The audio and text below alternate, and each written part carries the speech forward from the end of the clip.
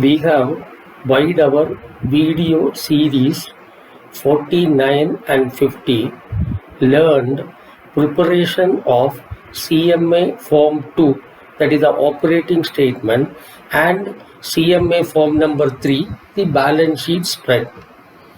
Today, with this video series 51, let us understand how the CMA Form number 4 is prepared. The CMA Form number 4 is called Comparative Statement of Current Assets and Current Liabilities. This CMA Form number 4 allows us to calculate the holding period of raw material, holding period of semi-finished goods, holding period of finished goods. It also enables us to calculate the average period of credit the business extends on sales and the average period of credit available on purchases. Let us go into this. We have learned that any business has current assets and fixed assets. When we analyze the balance sheet based on CMA Form number 3, the current assets come first, followed by fixed assets, then the non-current asset and the intangible asset. For a banker, these two are not important. As we have already learned, any business entity first makes investment in fixed assets. Once the fixed asset investment is over, it makes investment in the current assets. The current assets mainly consist of one, stock of goods and trade receivables. In a manufacturing firm, the stock again gets converted into raw material, semi-finished goods and finished goods. So once that investment in the fixed asset is made, the firm or the company needs financial assistance to keep minimum stock of goods in the form of raw material, semi-finished goods and finished goods, and also it extends credit to its buyers based on the trade practice. They need finance against these investment in the current asset, which is what is known as working capital finance. When we extend a credit facility against the raw material, semi-finished goods and finished goods, we call it as pre-sale working capital finance. When we extend finance against the trade receivables, we call it as post-sale working capital finance. In this case, the working capital finance products could be cash credit hypothecation of stocks and overdraft. When it comes to trade receivables, the working capital finance products are cash credit hypothecation of book debts, bill purchase and bill discount.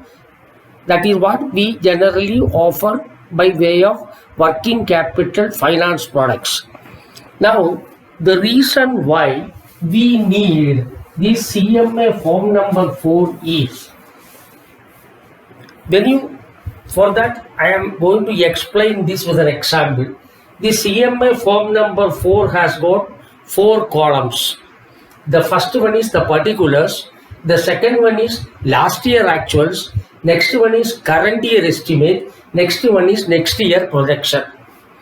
When a company makes investment in the raw material, semi-finished goods and finished goods and also trade receivables for a projected sales, the company says that this is a minimum investment that the company has to make to ensure uninterrupted production and uninterrupted supplies. As a blender, we need to understand whether the investment in the current asset projected or estimated are comparable with the actual past. Once, if we are satisfied the investment proposed to be made in the current assets are reasonable, we calculate the working capital finance required against these current assets. Now, for that purpose, what we do is we compare the holding periods. Now, coming back here, this company's actual figures are given. The last year it made a sale of 800. For that, the investment made in the current asset was 200. The 200 is split into, it had a closing stock of 80, semi-finished goods 20, 40 finished goods, and trade receivables 60. Now, the company says that it proposes to increase the sales from 800 to 1000 in the current year and 1250 in the next year. For that, they propose that the investment that is required in the current asset is 250 for the current year and 315 for the next year projection. Suppose as a banker, I need to compare whether the investment proposed in the current asset 250 to achieve the sales of 1000 or the proposed investment in the current asset of 350 to achieve the 1250 is reasonable or not. For that purpose, what we do is we calculate the holding period of raw material, semi-finished goods and finished goods and the credit period extended on sales. Are they comparable with the estimate made for investment in the raw material 100, semi-finished good 20, 25, finished goods 50 and the trade receivables 75. Similarly, we also compare that for the 315 investment, the investment in the stock of raw material proposed at 125, semi-finished goods at 35 and the finished goods at 60 and the trade receivables at 90 are comparable. If the holding periods are comparable with a minor variation here and there plus or minus 10%, we will accept that the investment proposed in the current assets are acceptable to us. Now, how do we calculate it? For the period of holding period of raw material is calculated by closing stock of raw material multiplied by 12 divided by the raw material consumption. In the case of a semi-finished good, the holding period of semi-finished good is calculated at closing stock of semi-finished goods into 12 divided by cost of production. In the case of a finished goods, holding period of finished goods is equal to closing stock of finished goods into 12 divided by cost of sales. Similarly, the credit period extended on sales is equal to trade receivables outstanding multiplied by 12 divided by gross sales. Why we are taking the gross sales is, suppose a customer is selling goods, that sales invoice contain the taxes like GST and the excise duty. That is the money to be received from him. That is why in the denominator, while calculating the credit period extended on sales, we take the gross sales. Now, in this case, when we calculate, the first one is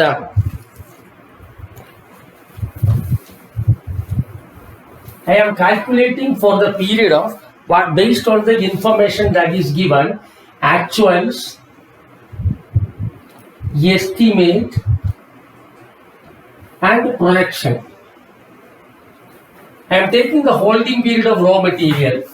Holding period of raw material is equal to closing stock of raw material 80 into 12 divided by the raw material consumption. That is 80 into 12 divided by the raw material consumption. When it comes to the estimate, 100 into 12 divided by the raw material consumption 600. When it comes to the next year projection, I will take 125 into 12 divided by the raw material consumption. Now, the closing stock is available in the operating statement CMA form 2, or if you go to the schedule of raw material consumption, you will get the opening and closing stock of raw material, semi-finished goods and finished goods. We take the closing stock.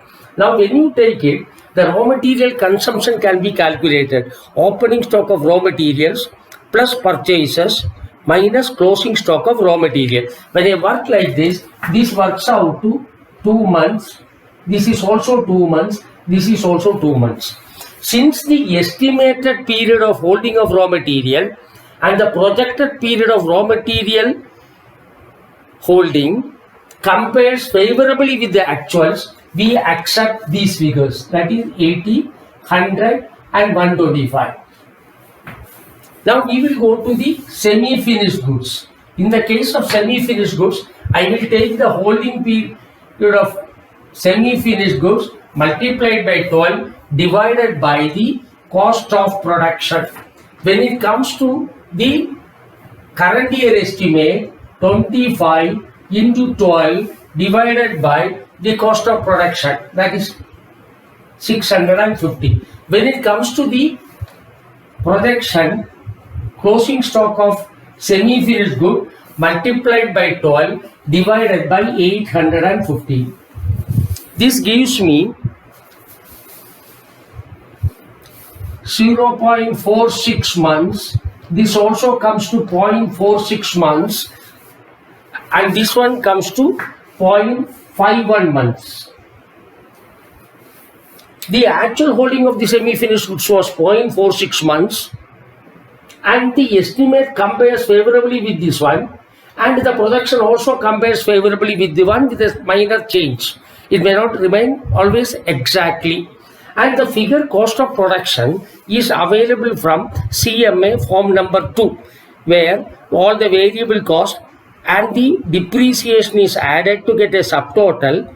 To the subtotal, we add the opening stock of semi-finished goods, deduct closing stock of semi-finished goods. The result is cost of production. So we can calculate the cost of production for the last year actuals, estimate and projections, and compare. Since this holding period compares favorably, we will accept the closing stock of semi-finished goods projected is comparable and acceptable. Now when we go to the finished goods, we have the closing stock of finished goods multiplied by 12 divided by the cost of sales.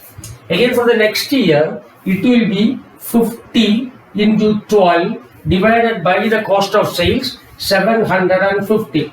When it goes to the projection, 60 into 12 divided by the cost of sale, 950. I get 0.80 months, 0.80 months. This is 0.76 months. When you look at the actual holding of finished goods was 0.8 months of the cost of sales. And what is estimated compares favorably with that, because here again the period compares favorably. It is also equal to 0.80 months of the cost of sales. When it comes to the projection, it is 0.76 months of the cost of sales, which means the finished goods holding, which is estimated and projected, are acceptable to me. Now the credit period extended on sales. We know what the trade receivables outstanding as on the date of the balance sheet, which is available in the current assets in form number 3, because we have already made the balance sheet spread where the current assets figures, the closing stock figures are available. So I will pick up the trade receivables outstanding as on that day, then 60 into 12 divided by the gross sales, 800. Next year it will be 75 into 12 divided by the estimated sales. Next year it will be 90 into 12 divided by the estimated sales. Now this works out to 0.9 months, 0.9 months, and the third one is 0.86 months. Here again, when you look at, during the last year, the company on an average was giving 0.9 months time to the buyers to pay. Now it estimates that the estimated current year also, the average period of credit extended on sales is 0.90 months. The next year, the projection, the company estimates that the average period of credit extended on sales, that is the time given to the buyers to pay, will be 0.86 months. Though it is there is a slight variation, the variation is very nominal and is acceptable. So having done it, I will accept that the trade receivables outstanding, estimated and projected, are comparable. Now we look here, 80, 100, 140, 200. This was the investment made in the current assets. That is actuals. Now projection, when it will come here, it will be 100, 125, 175, 250. So I will accept this. When you come to the next year, 125, 160, 220, 315. That is also acceptable. So for me to calculate the MPBF, I will accept the investment proposed or the estimated to achieve a sale of 1000. The 250 is acceptable to me. The next year the company projects that I want to achieve a sale of 1250, for which I need an investment of 315 in the current asset. That is acceptable to me. Now, having accepted this, let us understand one more thing, that is, the company extends time to the buyers to make payment. Similarly, when the company purchases the raw material, it also gets credit. So we need to understand what is the period for which the credit is available on purchases, for which what we will do is a credit period available on purchases we will calculate. That is, to calculate that, what we will take is a trade payables outstanding as on the last year the balance sheet multiplied by 12 divided by purchases of raw material. So that we have to deduct that because that has not been paid. So when we calculate the MPBF, which we have learned, or we are going to again revise it in the next slide, we take the total current asset. From there we deduct the other current liabilities. Other current liabilities, the major item is the trade payables. So whether the trade payables estimated and projected, are they comparable? Let us now try to find it out. Here the trade payable is 40 into 12 divided by purchases, that is 495. And similarly for the next year, it is 50 into 12 divided by purchases 620. And for the next year, there is a projection 65 into 12 divided by 775. These purchase figures are available in the schedule for profit and loss account statement, where the raw material consumption is calculated. We have calculated the raw material consumption using opening stock of raw material plus purchases minus closing stock of raw material. So the purchase figure is available, which is used here as a denominator. When you do it, you will find out that here it is 0.96 months, 0.97 months, and the next one is 1 month.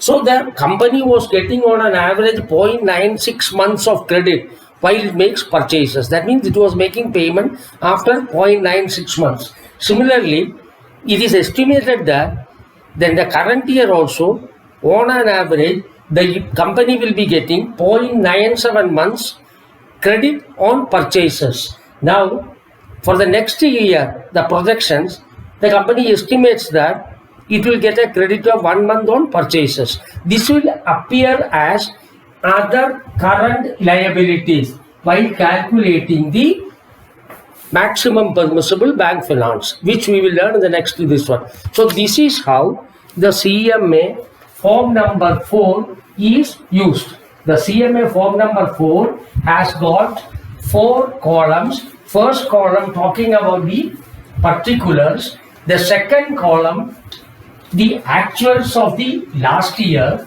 and next one is the current year estimate and the next year projection. So the CMA form number 4, which is a comparative statement of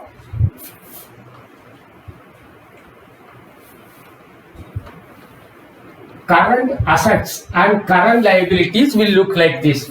It has got 4 columns. Here it will be the actuals of the last year. This is current year estimates. Here it will be next year projections. Starting, it will talk about current assets. Then it will be talking about raw material. The first item will be raw materials. First it will talk about A, imported raw materials closing stock. The second one is how many months of consumption.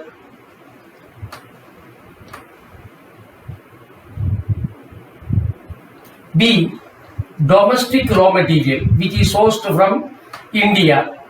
How many months consumption. C will be semi-finished goods. How many months of cost of production. D will be finished goods. How many months of cost of sales. Then comes the next one, export receivables. In case the company is engaged in export of goods, how many months export sales. The next one will be domestic receivables outstanding. And how many months domestic sales. Then it will talk about other current assets which are appearing in the balance sheet. Then total current liabilities. These figures will appear for the actuals, estimate, and next year projections. When it comes to the next item will be current liabilities.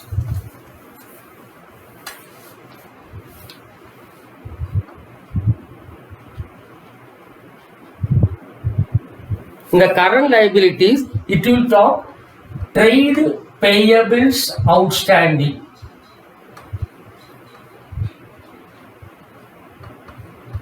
Second, how many months of purchases.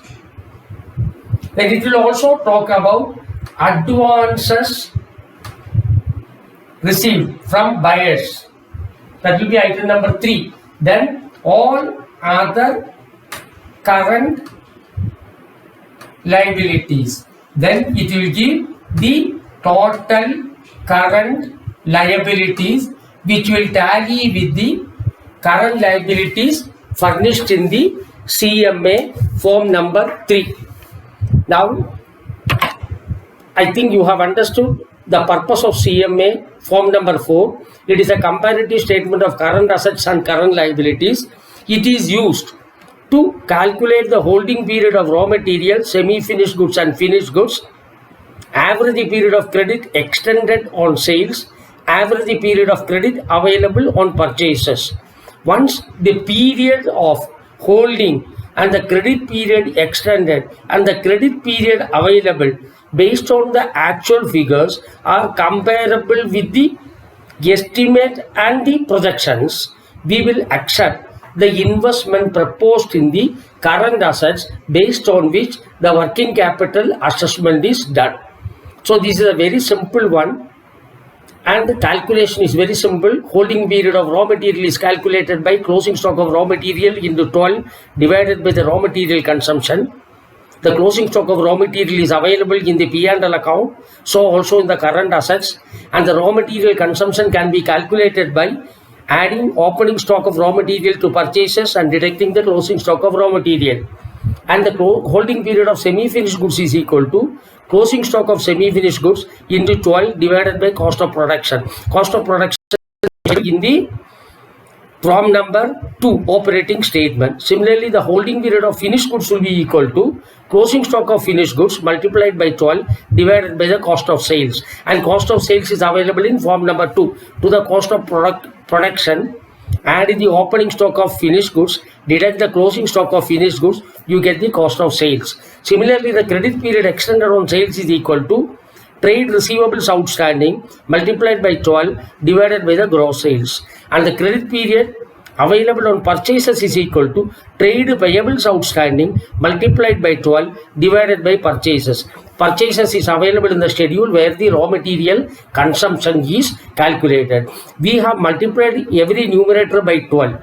The result will be the holding period in months. Suppose you multiply it by 365 instead of 12, we will get the holding period, the credit period extended on sales, and credit period available on purchases in number of days. That is the only difference. So once the periods are comparable, we will accept the investment proposed in the current asset is acceptable, based on which the working capital limit is computed. I think you have understood this. If you like this, understood this, press the like button and subscribe to this channel. In the next video 52, we will go to the form number 5, which is computation of maximum permissible bank finance. Thank you very much.